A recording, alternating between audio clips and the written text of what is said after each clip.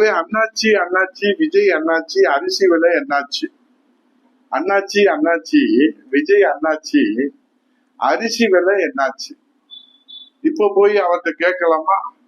அவர் ஜனநாயகம் என்னாச்சுன்னு கவலையில 4 நாட்களாக தலைமைச் செயலகத்திலே தலை காட்டாமல் தலைமறைவாக இருக்கிற நேரத்துல அரிசி விலை என்னன்னா நமக்கு என்ன என்ற நிலையில இருப்பாரோ என்னவோ நமக்கு தெரியவில்லை.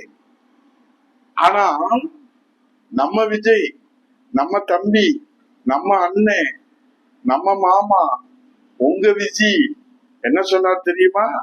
மக்களுக்கு ஒரு பிரச்சனைனா இந்த விஜய் வருவான், கேள்வி கேட்பான் சொன்னார்ல நம்ம விஜய்.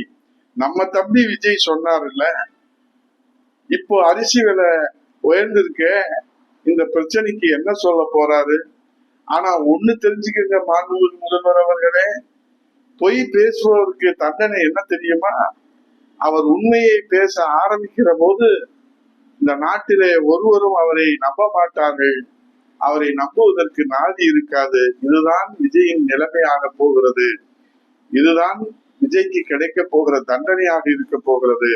தமிழகத்தில் முதல் முறையாக அரியணை ஏறி இருக்கும் விஜய் தலைமையிலான தாவேக அரசு தன்னுடைய முதல் பட்ஜெட்டை வரும் ஆகஸ்ட் 5ஆம் தேதி தாக்கல் செய்ய இருக்கிறது. அறம், பொருள், இன்பம் என 3 பகுதிகளாக அரசின் நலத்திட்டங்கள் பிரிக்கப்பட்டு அதற்கு ஏற்றாற்போல் பட்ஜெட்டிலே அறிவிப்புகள் இடம்பெற இருப்பதாக கூறுகிறார்கள். பெரும் எதிர்பார்ப்பை கிளப்பி இருக்கும் இந்த தாவேக அரசின் முதல் பட்ஜெட்டிலே ஏழைகளின் எதிர்பார்ப்புகள் நிறைவேற்றப்படுமா? உயர்ந்து வரும் அரிசி விலை குறைக்கப்படுமா? மக்களுக்கு ஒரு பிரச்சனைனா இந்த விஜய் வருவாரா? கேள்வி கேட்பாரா? தீர்வு கொடுப்பாரா? பொறுத்திருந்து பார்ப்போம். ஏன்னா நம்ம முதல்வர், நம்ம விஜய், நம்ம தம்பி, நம்ம அண்ணன், நம்ம அப்பா, நம்ம அம்மா, நம்ம வாத்தியாரு, நம்ம முதல்வர் பொறுத்துத்தான் ஆக வேண்டும். கேள்வி கேட்க நமக்கு நேரம் இருந்தாலும், நமக்கு வாய்ப்பு இருந்தாலும், குறைகள் இருந்தாலும் நாம் நம்ம விஜய் செய்யற போது பொறுத்துத்தானே போக வேண்டும். செய்யறது யாரு? நம்ம பிள்ளை, நம்ம பிள்ளை அரசு, நம்ம மகன் அரசு, நம்ம விஜய் அரசு, நம்ம விஜய் அரசு.